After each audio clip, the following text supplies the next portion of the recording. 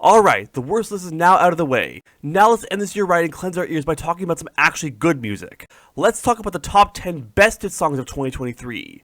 At the beginning of my worst video, I ranted about Billboard's incredibly stupid and confusing decision to end the Billboard year a month and a half early, in mid-October. As much as I still completely disavow this change, I'll actually say one good thing about it. This gave me a chance to start working on my top 10 best and worst hit songs video scripts a little earlier. Last year, I was actually struggling to get both my top 10 worst and best hit songs out by the end of the year.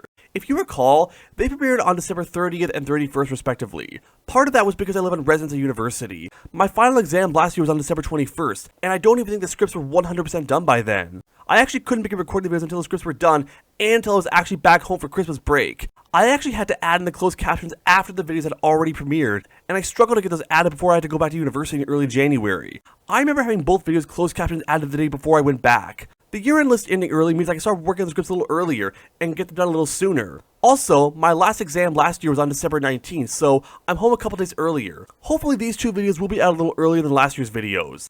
I'm sure if you're watching this video during the premiere, you can confirm that's the case. So, I guess there is a silver lining to this after all. I do want to end this year positively after all. Speaking of which, let's get to those top 10 bestest songs of 2023. Just a reminder that the song needs to have debuted on the 2023 Billboard Year-End Hot 100 list. Go check out my previous best and worst hit songs list to avoid spoilers for songs on those lists. And this list is just my opinion. If you disagree with any of my picks, or I missed your favorite hit song of the year, that's a-okay. Tell me what your favorite hit songs of the year were down below. Okay, let's end this year right, starting off with the number 10 best hit song of 2023.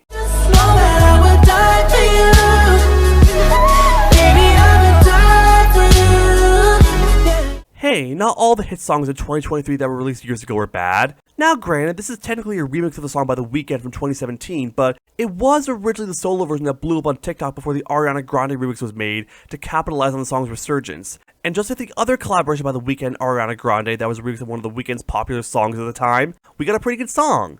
Now granted, I don't think Die For You is quite as good as Save Your Tears was. The song is a bit slow, and its lyrics are pretty standard, being that it's a post-breakup song where the two people are still in love and are clearly not over the relationship. However, just like on Save Your Tears, The Weeknd and Ariana Grande have pretty good chemistry and work pretty well off each other. And of course, Ariana Grande's beautiful crooning voice is always a delight to listen to. Also, compared to the original solo version where we only heard the man's perspective, now we get to hear the woman's perspective, and she has the same feelings as he does, still in love and willing to do anything for her ex-partner. It gives a sense that maybe their relationship can be rekindled since both partners clearly still have feelings for each other. It adds another dimension to the song that we didn't get with the original solo version. You could argue that this remix doesn't really have a reason to exist since, again, it pretty much was just capitalizing on the song's resurgence and popularity, which seemed to have worked, given the song ended up going to number 1 following the release of the remix, but I'm glad we got it. It's far from both artists' best, especially when you consider their previous joint collaborations, but it's still decent.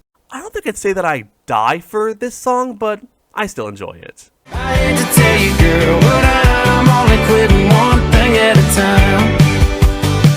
Hot take, Morgan Wallen's music is pretty overhated. Say what you will about Morgan Wallen as a person, but I think a lot of online music critics are really harsh in regard to his music. I still regret not putting Chasin' You on my Best of 2020 list, and honestly, the song You Proof has grown on me to the point where if I were to redo my Best of 2022 list, it probably would have made it. And if it hadn't made last year's year-end list, it definitely would have made this year's best list. Granted, not all of his music really works for me or strikes me as really good. About half his songs that made the 2023 year-end list I could probably do without.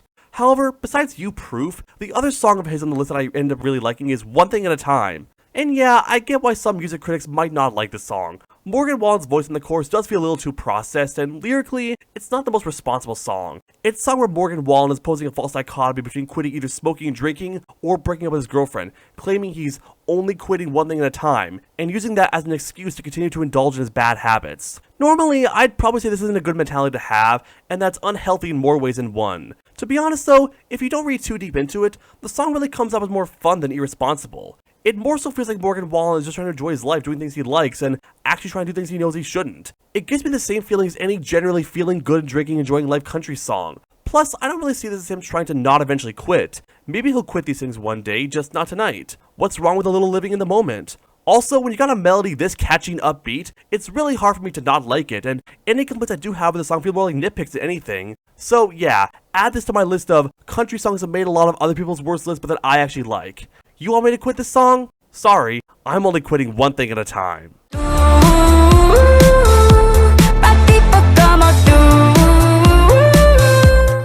Well, this was a pleasant surprise. Of all the Spanish language songs that made the 2023 year-end Hot 100 list, this one is easily the best. Unlike much of the sterile, boring reggaeton that's been charting over the past few years, this song actually decides to sound more upbeat and fun, which is definitely very welcoming. I wish that more of the Spanish language music that's crossed over to the English-speaking market sound like this because it's a pretty good song. It really feels like something out of the club boom of the late 2000s, early 2010s, with the reverberated sound, electronic synths, and catchy melody. This song probably could have made Shakira's 2009 album She Wolf and fit right in. Bizarrap definitely knows how to make a song sound fun to listen to. Despite the fact that I don't speak Spanish, and I have to look up a translation for these lyrics, I still can't help but bob my head to it. That's when you know your song is catchy as sin, when it can cross the language barrier and be enjoyable to listen to, even by those who don't speak the language the song is in. Speaking of the lyrics, this song is about Shakira's failed relationship with her ex-husband, soccer player Gerard Piqué, who ended up cheating on her. I don't really know too much about the relationship, but I do have to say, the song's lyrics from the translation I got are a pretty good showcase of being empowered and coming out stronger after being cheated on. And I also like that some of the lyrics can be interpreted as having soccer references like, so much talk of being a champion, or I was out of your league. Very fitting for a diss track aimed at a soccer player. Sure, some of these lyrics are a bit condescending and egocentric, but hey, it could be argued it's deserved for being a filthy cheater, and it also helps that Shakira is an incredibly performative singer, and she sounds great regardless of what language she's singing in. There's no doubt at all that she could pull off sounding dismissive of some jerk ex-partner and being a little harsh in her disses. I think my only issue with this song is that, seriously, you couldn't give the song an actual title? Shakira Bizarrap Music Sessions Volume 53? That's the name of a demo, not a complete song. I seriously doubt that anyone in the Spanish-speaking world calls a song that, which is understandable given the title doesn't even relate to the song's actual content. But the lack of an identifying title doesn't hinder my thoughts on the song itself. A song like this is for guys like me. It's like she was made for moving on.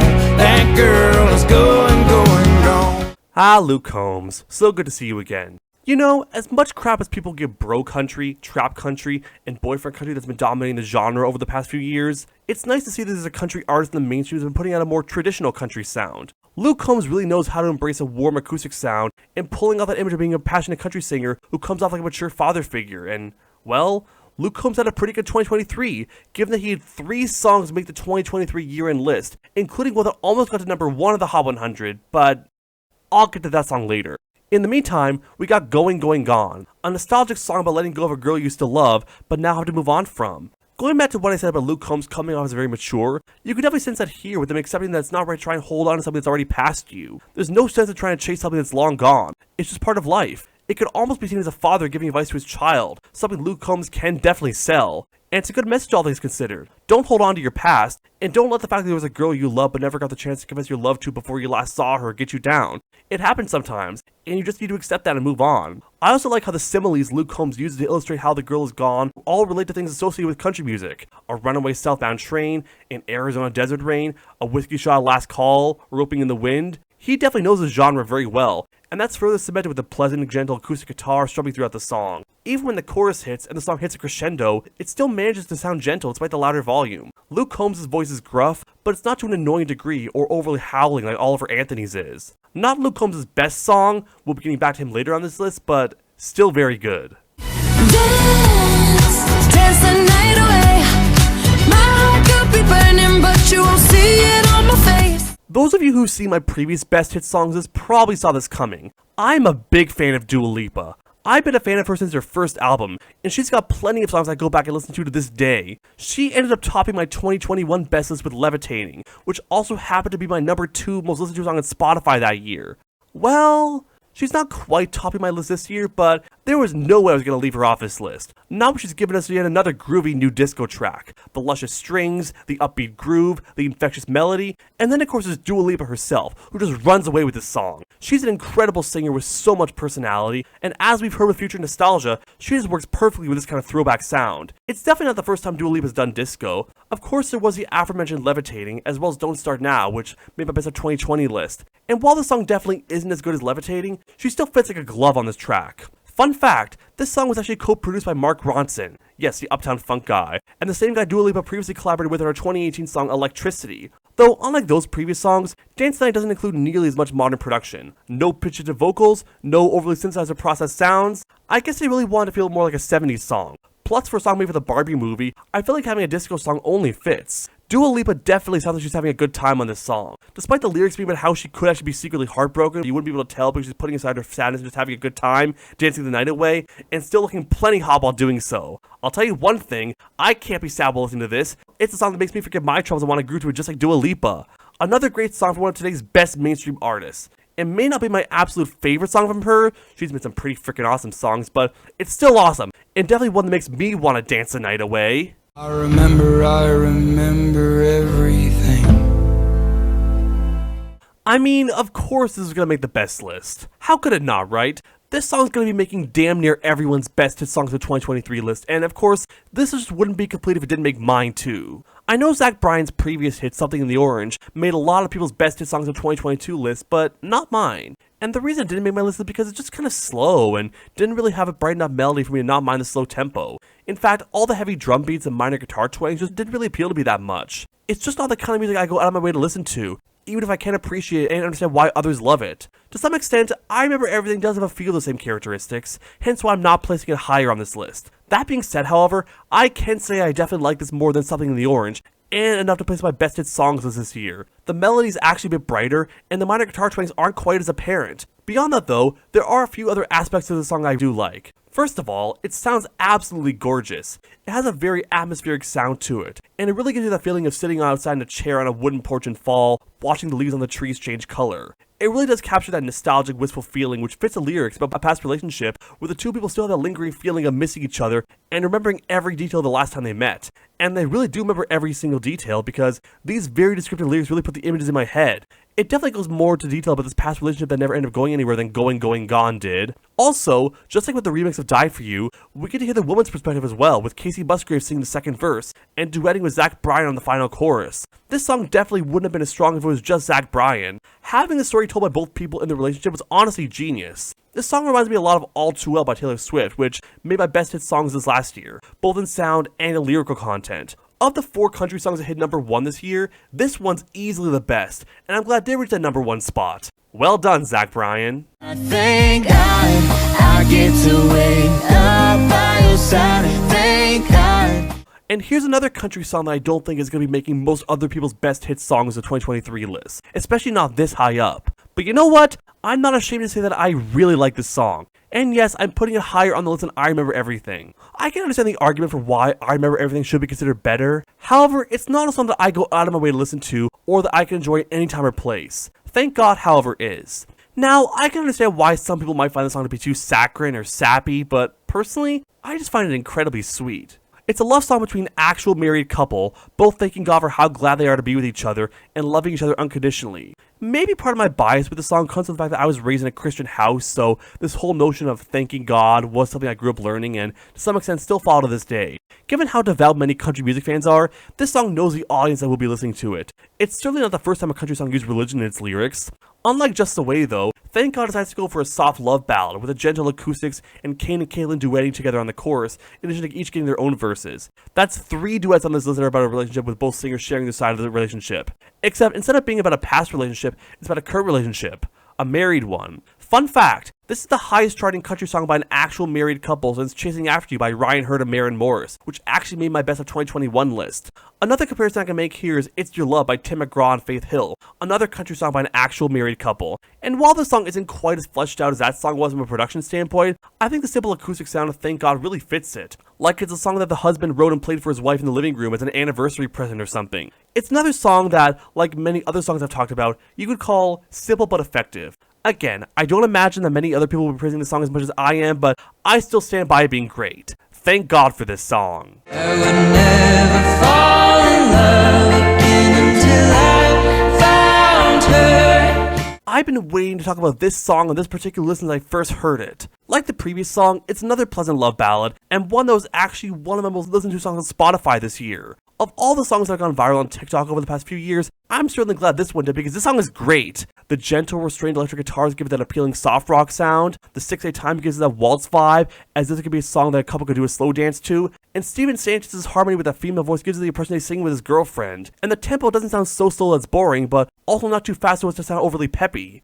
It really sounds like the kind of song that you could play on a rainy day. I can just imagine the gentle patter of raindrops against the window as you and your partner are doing a slow waltz dance inside while listening to this song. Then again, it's kind of something I can play in any weather or when I'm in any mood. Like Dance the Night, it's also got a bit of a throwback sound to it. You could tell this is inspired by 60s soft rock. However, I would argue pulls off sounding like a throwback even better. It sounds like a song straight out of the time period it's inspired from, rather than a song that was simply made to have elements of songs from that time period. When I actually played the song for my mom while on the drive home for Christmas break, she was surprised to hear this song came out this decade. She thought it sounded like something that came out in the 50s or 60s. If it could fool her, then you know it succeeded in making that throwback sound at that time. Maybe lyrically it's a bit simple. You do get your fair share of love song cliches on here, with Steven Sanchez saying he was lost in the darkness until he found his girl, or how his girl fell and he caught her, and he'll never let her go, but the song is just great enough that I honestly don't care. Oh, and I'd be remiss to not mention the M. Byhold remix. It's not quite as good. Unlike the previous duets in this list, we didn't really need to hear the girl's point of view in the relationship. Plus, Steven Sanchez clearly re-recorded the chorus for the remix, and it doesn't sound quite as good as the original. I'll stick with the original solo version, which is absolutely fantastic and one of the best songs of the year. I was lost in the darkness, but then I found this song. You got a fast car. Is it fast enough so we can fly away? I said there were 4 country songs that hit number 1 this year. If it wasn't for this song being blocked by a couple of the ones that actually did hit number 1, there would have actually been 5. I really wish I hadn't, because this song is better than either of them, and in my opinion, deserved to be number 1 more. I've already spoken before about Luke Combs and him giving off that great fatherly sound in his music, and I think that shines through even when he's singing someone else's song. What I think is really great about the song isn't just Luke Combs' performance and image, but also the fact that he managed to make it fit with the cover of the original 1988 Tracy Chapman song. Actually, I'm not even sure which version of Fast Car I prefer more, Tracy Chapman's original or Luke Combs' cover. Spoiler alert for if I ever end up doing a top 10 best songs of 1988 list, Tracy Chapman's Fast Car will absolutely be making a spot on it. As for Luke Combs' version, rather than being a song about his dreams and desires to get out of a small town, live in the city with his party like Tracy Chapman's original, the song could now be seen as a story he's telling about how he and his future wife got out of their small town and went to live in the big city. I wonder if they did it to get away from the arrogant, reactionary small town lifestyle that Jason Aldean touted, but I digress. By having the song be sung by someone with this image and voice, it could be interpreted as either he and his wife looking back on how they got out of their small town and started living real lives, or telling his child about how he and his mother started making something of themselves. Even though Luke Combs is only about 10 years older than Tracy Chapman was when she released Fast Car, it still gives off that impression. It really gives the song a new perspective and gives the cover a reason to exist beyond Luke Combs like the original song. Changing the key and giving more of a country twang with the guitars and heavier drums does make it sound more wistful and like it's talking about the past, retelling the story. Even if Luke Combs forgot to change Checkout Girl to Checkout Boy on the second verse. Not sure how anyone missed that. Regardless, it's still a great cover and a great song, but I didn't love it quite enough to put it number 1 on this list. Before I get to what actually made it number 1, let's talk about a few honorable mentions. Must be exhausting, always rooting for the anti-hero. This song honestly just missed the list, it being number 11. It's my favorite single from Midnights, and the one I'm glad hit number 1, and was the number 4 biggest song of the year. I love the spacious vibe of the song, the juxtaposition of the self-deprecating lyrics with the catchy upbeat melody, and the poetic, honest lyrics. Only Taylor Swift can make a song like this actually be popular. And hey, at least not a song about a boy. Maybe all the public criticism of her always writing about her relationships contributed to her anxiety and depression, and thus this song. I guess she found a way to turn a positive into a negative. Sucker, fame fucker, bleeding me dry like a goddamn vampire. None of Olivia Rodrigo's singles from her debut album Sour made my best hit songs of 2021 list. I'm not sure if that's something I now regret, or if I'd include at least one of her songs on there if I were to redo that list, but for those who were surprised I omitted her there, consider this me making up for that. Now, I don't absolutely love this song, hence why it's not on the list proper, but I definitely do see the appeal of it. A pop rock song that builds into a real crescendo right before the chorus, Olivia Rodrigo's emotional vocals, and the clever metaphor describing an ex-partner who took advantage of her and never really loved her as a vampire. I'd expect this to be a song from an indie artist, not a former Disney star. I guess Olivia Rodrigo really wanted to sound mature, and she definitely succeeded at that. 'Cause I'm good and I'm feeling alright, baby, I'ma have the best fucking night of my life. And here's this year's entry in songs that are probably going to make most people's worst hit songs list this year, but not mine. And okay, I'll be honest, the only reason I can say I like this song is for the Eiffel 65 sample/interpolation. I do genuinely love Blue Dabba Dee, so of course I'm going to have a soft spot for a song that uses that song's melody. You could definitely call it unoriginal for that, but from an enjoyment standpoint, which is the main standpoint I come from when critiquing songs, it definitely gets a pass from me. I don't care what anyone says. Like the title says, it's good. Last Christmas, I gave you my heart, but the very next day, you gave it away. I can already sense some confusion by me putting this song on the list. Yes, this song is from 1984, and it's likely going to be charting well every December, so I can understand why some people might feel like it shouldn't qualify, but my only rule was it had to debut on the 2023 Billboard Year on Hot 100 list, so for me, it's eligible. I can also understand why some people might feel like the song is overplayed around the Christmas season. There's some Christmas songs I definitely feel that way about, but I do genuinely like Last Christmas. The catchy melody, the love-struck lyrics that actually have very little to do with Christmas, the late George Michael's soft, pleasant voice, and the melodic synths and sleigh bells. This is one song that I definitely don't mind hearing every December. Got tired drunk, got tired for you. You know, it's a bit strange that Post Malone would hop on a bluegrass-tinged folk song given that he's not known for making this kind of music. Maybe he's a bit out of place here, but it doesn't stop me from enjoying the bluegrass melody and interesting lyrics about a drunk person calling their ex-partner as an emergency phone call after they get arrested for doing something they should have done while intoxicated. Again, it's got the why are there two people on the song and not just one problem, but it doesn't hinder the song too much, though I didn't love it quite enough to put on the list proper. But now, let's get back to the list proper and go into you've all been waiting for. The number one bestest song of 2023 is... Oh, I'd love you anyway.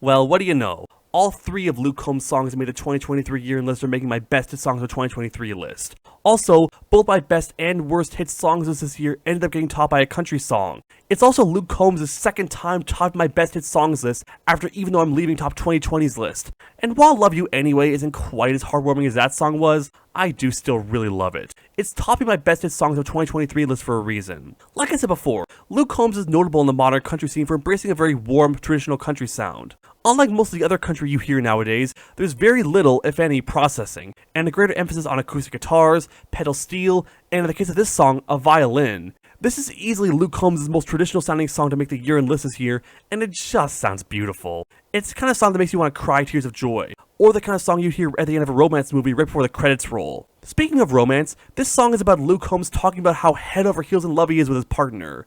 It's a kind of love ballad stripped back, with the focus on the singer, and I have to say, Luke Combs absolutely knocked it out of the park. True, the lyrics are a bit short with both verses and the chorus each having only 4 lines, but sometimes, less is actually more. This song really didn't need to say any more than it needed to, and sometimes, trying to cram in more lyrics about how much you love your partner is overselling it. I think the relative brevity of the lyrics really works for what it is. Luke Combs even mentions on the second verse that he knows that simply trying to write a song could run the risk of not getting his partner's perfect right. I especially like the fact that rather than being a song about every single thing he likes about his partner, like a majority of love songs, it's about how there isn't anything that could happen to get him stop loving his partner unconditionally. Even if he had known the day they first met would be the reason his heart would break one day, he'd still love them anyway. Even if his partner decides to one day walk out on him and leave him lonely, he'd still love him exactly the same, even if they don't reciprocate his feelings anymore. There's something just so earnest about this song, and there's no denying the fact that Luke Combs can pull that emotion off.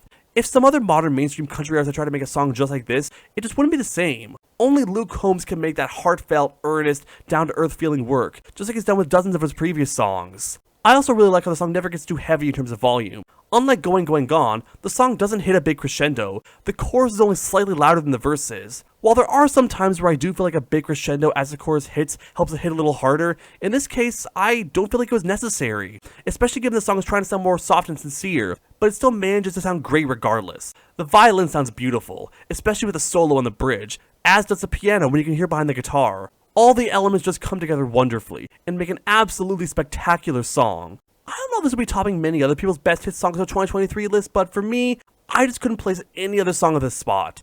It truly deserves it. I may not find it quite as heartwarming as Even Though I'm Leaving, which still remains the best hit song of the 2020s decade so far, but I do think it's right behind it. Best hit song of 2023 by a country mile, pun definitely intended.